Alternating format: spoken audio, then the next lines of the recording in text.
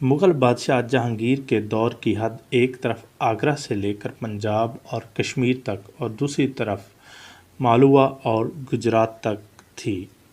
ان ممالک کے اضلاع اور شہروں بلکہ قصبات تک کے حالات اس نے جس تحقیق سے لکھے ہیں اس پر اضافہ نہیں ہو سکتا۔ علم الحیوانات کے بارے میں جہانگیر کے زمانہ میں کسی کو اس کا خیال بھی نہ ہوگا، لیکن تذکرہ جہانگیری میں اس کے متعلق اس قدر معلومات ہیں کہ اس علم کی ایک اچھی ابتدائی تصنیف اس سے تیار ہو سکتی ہے۔ شکار کا شوق شاہی لوازم میں داخل تھا، چونکہ اس کو علم الحیوانات کے ساتھ خاص شغف تھا۔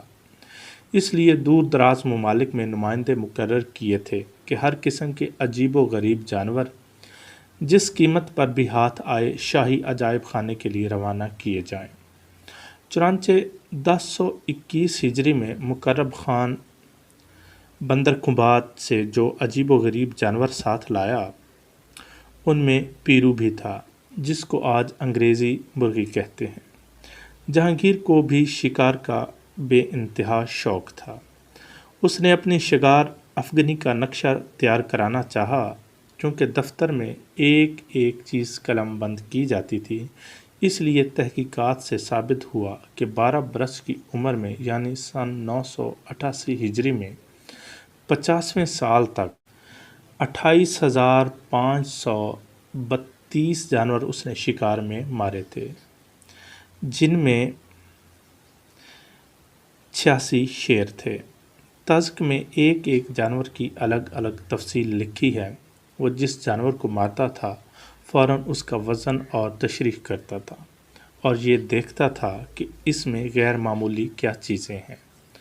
چونکہ قدیم تصنیفات میں تصویر درج نہیں کرتے تھے، اس لیے علم الحیوانات کی تصانیف میں سب سے مقدم یہ ہے کہ جس جانور کا ذکر کیا جائے اس کی شکل و صورت، ڈیل ڈول، خد و خال، رنگ و روپ اس کا اس طرح بیان کیا جائے کہ آنکھوں میں تصویر ابھر آئے۔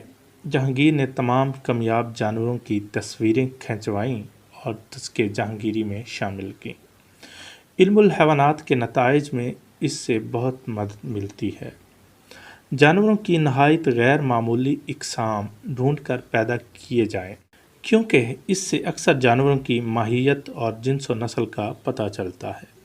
جہانگیر اس کا خاص خیال رکھتا تھا۔ سفید رنگ کا چیتا بہت کم سنا گیا ہے۔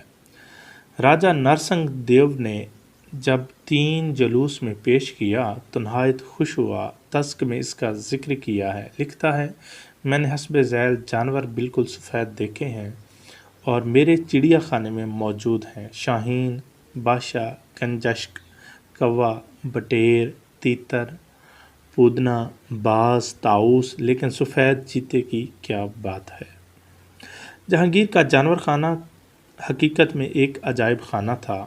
اس میں ایسے بھی بہت سے جانور تھے جن کی خلقت غیر معمولی تھی۔ ان میں ایک بکرا تھا جو بقدر ایک پیالہ کے دودھ دیتا تھا۔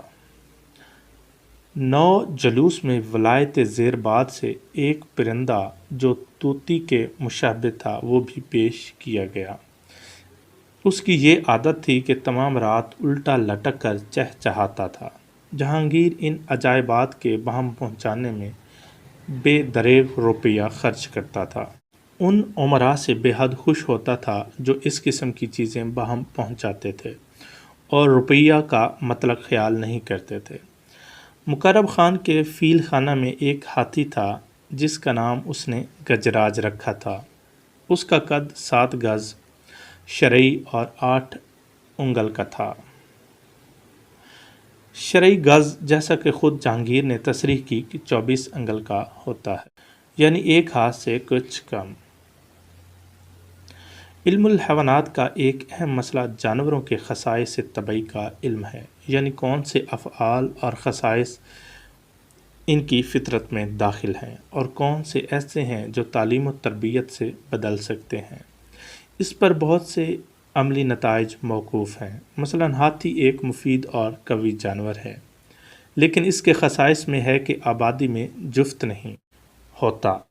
اس ضرورت سے یہ ہمیشہ جنگل سے گرفتار کرنے پڑتے ہیں، وگرنہ اگر ان کی نسل پھیل سکے تو نہایت آسانی ہو جائے۔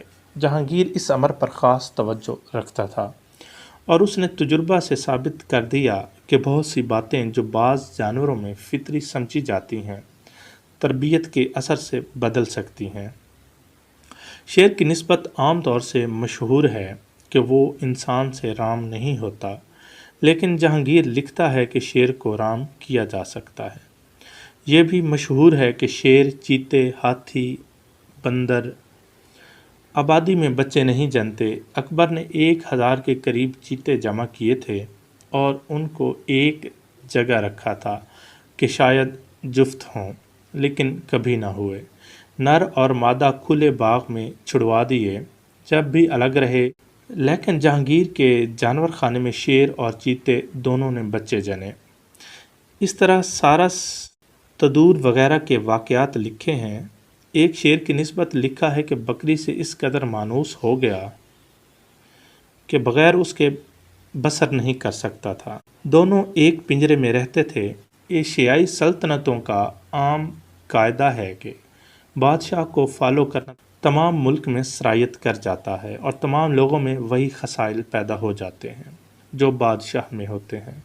جہانگیر کے زمانے میں سپاہ گری اور بہادری کا چلن اس قدر عام ہو گیا تھا کہ لوگ شیروں سے لپٹ جاتے تھے اور دست بدست لڑتے تھے۔ 5 جلوس میں جب ایک شیر دفعتاً جہانگیر پر آ پڑا تو انوپ رائے نے بڑھ کر شیر سے مقابلہ کیا۔ اس قسم کے بہت سے واقعات لکھے ہیں جو علم الحیوانات کے لیے کار آمد ہیں۔ آج تک کے لیے اتنا ہی، اجازت چاہیں گے۔ اللہ